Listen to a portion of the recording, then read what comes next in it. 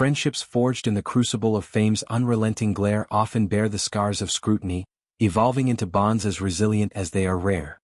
For Kerry Katona and Katie Price, two titans of British tabloid lore whose lives have mirrored each other in triumphs and tumbles, their alliance stands as a defiant middle finger to the cynics who predicted implosion. Over 2 decades they've weathered storms of scandal, shared stages from pantomimes to podcasts, and now, in a confessional tour de force titled An Evening with Katie Price and Kerry Katona, they bear it all for adoring crowds across the UK. But in a bombshell disclosure that peeled back layers of their storied camaraderie, Katona revealed a chilling warning from yesteryear: "Don't touch Kate. Don't go near her." The advice, uttered in hushed tones by industry insiders back in 2004 when their paths first crossed, now serves as a poignant prologue to a friendship that has outlasted empires and ex-husbands alike. To grasp the audacity of ignoring such counsel, one must delve into the maelstrom that was Katie Price circa early aughts, the era when she reigned as Jordan, the glamour model whose surgically enhanced silhouette graced lads' mags and whose unapologetic sensuality redefined celebrity for a post-Spice Girls generation. Price, then 26, was a whirlwind, page 3 icon turned reality TV pioneer, her marriage to singer Peter Andre birthing "I'm a Celebrity? Get Me Out of Here" gold in a brood of headlines. Yet, beneath the peroxide blonde bravado lurked vulnerabilities, press intrusions that hounded her every breakup, financial whirlwinds from lavish spends, and a tabloid treadmill that ground personal lives to pulp. Kerry Katona, 24 at the time and fresh off Atomic Kitten's chart-topping heyday, recognized a kindred spirit immediately. "I saw Kate and thought, that's me in heels and less subtlety," Katona later quipped in her memoir Too Much Too Young. Both women, products of working-class grit, Katona from Warrington's Council Estates, Price from Brighton Beaches, had clawed upward on talent and tenacity, only to face the same sexist gauntlet. Their inaugural meeting unfolded at a glitzy London bash, a swirl of champagne flutes and designer labels where egos clashed like cymbals. Katona, nursing the aftershocks of her own tabloid baptism, drug addiction whispers, a shotgun wedding to Brian McFadden, spotted Price holding court, her laughter a defiant roar amid the din. "We locked eyes and it was instant," Katona recounted during a tour stop in Manchester, the audience leaning in like conspirators.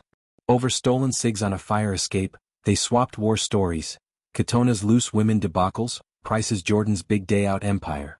The warnings came swiftly thereafter, a chorus from managers and publicists sipping sidecars in Mayfair clubs. "She's toxic, Kerry, bad for your brand," one Svengali hissed, citing Price's penchant for controversy. Another, a PR veteran with a Rolodex of A-listers, leaned in gravely, "Katie's a sinking ship. Drugs, divorces, debts, she'll drag you under." The advice wasn't born of malice but market calculus. In an industry that commodifies chaos, allying with Price risked alienating advertisers wary of problem women. Katona, ever the rebel with a cause, dismissed it with a snort. "What is wrong with them?" she echoed in her Daily Mail sit-down, her blue eyes flashing with the fire that's seen her through 5 marriages and Atomic Kitten's acrimonious splits. "I've been where Kate has been, the drugs that numb the noise, the divorces that devour your soul, the bankruptcy that strips you bare. Our lives are mirrored like funhouse glass, the highs of arena tours, the lows of courtrooms and comebacks. Why would I not support her? No one supported me when I was spiraling." This ethos of solidarity, forged in mutual wreckage, became their North Star.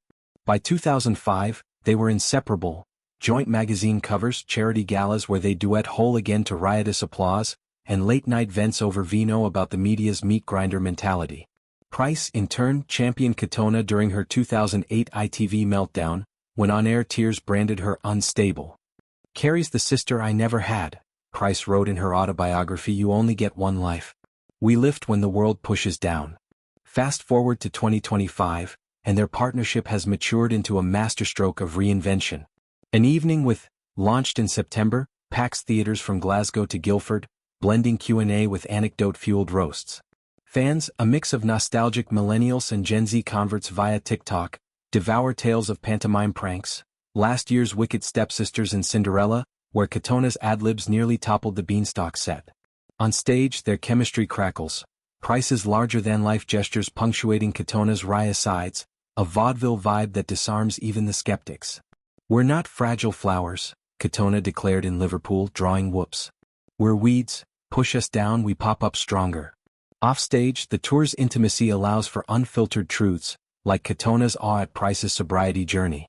"Kate's not the wild child they paint," she elaborated, sipping tea in a backstage green room strewn with fan letters. "She's the strongest woman I know, more sober, more together than anyone credits. She's rebuilding her empire brick by branded brick. Books, equestrian lines, that unshakable will. I'm in awe truly." This revelation of past warnings underscores a larger indictment of fame's gatekeepers, those shadowy advisors who parcel out alliances like stocks. In the 2000s, women like Katona and Price were boxed as train wrecks, terms laced with misogyny that ignored systemic pressures, exploitative contracts, mental health neglect, the relentless churn of relevance. Katona's defiance birthed not just friendship but feminism in the foxholes. "We chose each other over the suits," she said, "and look at us now, headlining, not headlining someone else's narrative." Price's trajectory from bankruptcy in 2019 to a 2024 memoir topping charts validates that gamble. Her blindness since birth, glossed over in early coverage, now anchors advocacy work with R&IB, while Katona's bipolar diagnosis fuels OnlyFans candor and recovery coaching. Critics, once quick to dub their duo car crash confessional, now applaud the authenticity. The Guardian's review hailed the tour as a riotous reclamation, praising how they subvert scandal into sisterhood. Yet, challenges persist, trolls dredging old headlines, exes lurking in comment sections. Katona addresses it head-on: "Haters gonna hate, that's their job. Ours is living loud." As the tour extends into 2026, whispers of a Netflix special swirl, promising to immortalize their saga. In revealing that shock advice, Katona doesn't just expose industry hypocrisy, she celebrates the alchemy of unlikely kin. Katie Price, once deemed untouchable, is now irreplaceable, a mirror reflecting Katona's own unbreakable spirit. Together, they're not just surviving fame's farce, they're scripting its sequel, one unapologetic laugh at a time.